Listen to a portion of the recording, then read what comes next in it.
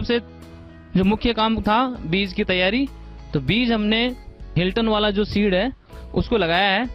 तो ये जो किस्म है इसकी विशेषता ये है कि तकरीबन 4-4.5 महीने तक इसका टोटल अवधि है जिसमें ये उत्पादन देगी। इस खीरे का बीज दो तरीके से इसकी खेती कर सकते हैं, एक तो इसकी पौध तैयार करके और दूसरा इसकी सीधी बुआई करके। तो किसान भाइयों, सीधी बुआई करने का 45-45 सेंटीमीटर का हमने दूरी रखी है आपस में, जैसा कि आप देख रहे हैं। क्योंकि किसान भाई मुख्य रूप से जो फसल लेते हैं उसके साथ में कुछ एडिशनल फसल नहीं ले पाते, पर हमने किसान भाई जैसा कि आप देख रहे हैं, हमने यहाँ ये धनिया की फसल आप देख रहे हैं, एक कतार धनिया की बुआई कर दी ताकि इसको हम हरी जो पत्ती वाला धनिया है इसके रूप में, और करीबन 1 महीने की जब फसल हो जाएगी ये, उसके बाद इसको उखाड़ करके इसको हम मंडी में बेच देंगे। जब शुरुआत के अंदर फसल को लगाते हैं तो इसमें सबसे बड़ी समस्या ये आती है कि इसमें खरपतवारों का प्रबंधन नहीं हो पाता, सूक्ष्म तत्व जितने भी हैं, पोषक तत्व हैं, उनका प्रबंधन सही ढंग से नहीं कर पाते किसान भाई, और हमारी फसल कमजोर पड़ जाती है और जिसकी वजह से हमारा उत्पादन घटता है। किसान भाइयों, आप देखेंगे यहाँ हमने सबसे पहले खरपतवार नियंत्रण के लिए पेड़ के आसपास में कोई भी अगर घास फूस है, कोई तिनका है, कोई दूसरा अवांछित पौधा है, उसको आप उखाड़ करके अलग कर दें ताकि हमारे किसी प्रकार के संभावना कोई भी कीट व्याधि की अगर हो वो खत्म हो जाए। और इसके सबसे मुख्य बात यह है कि हमने जैसे इसको लगा दिया तो जब पौधा इसका जमता है उस समय इसमें फर्टिगेशन करना बहुत जरूरी है। और किसान भाइयों, आपको बता दें, फर्टिगेशन का मतलब तात्पर्य यह होता है कि जितने भी हमारे उर्वरक हैं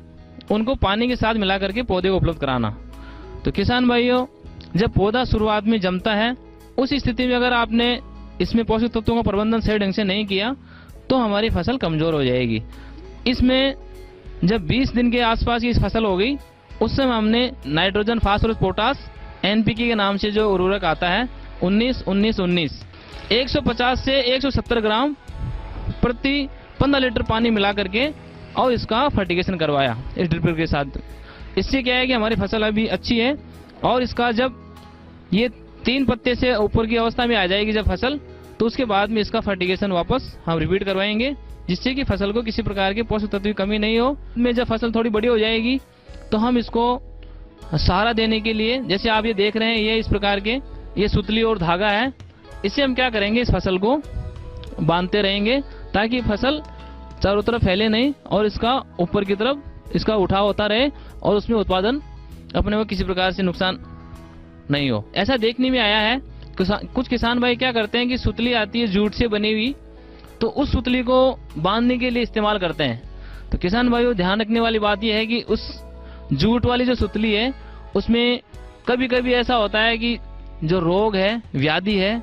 उसका प्रकोप होने की संभावना हो सकती है, क्योंकि सुतली है तो उसके अंदर क्या फफूंद है या दूसरे जो जीवाणु हैं वो या विषाणु हैं वो ज्यादा पनप सकते हैं जिससे कि वो अगली फसल को नुकसान पहुंचा सकती है। तो किसान भाइयों, उसकी जगह आप हमेशा कोशिश ये करें कि प्लास्टिक का जो स्ट्रिप आता है ये इसको आप काम में लें, और इसको भी जब दूसरी फसल आप लें तो कोशिश ये करें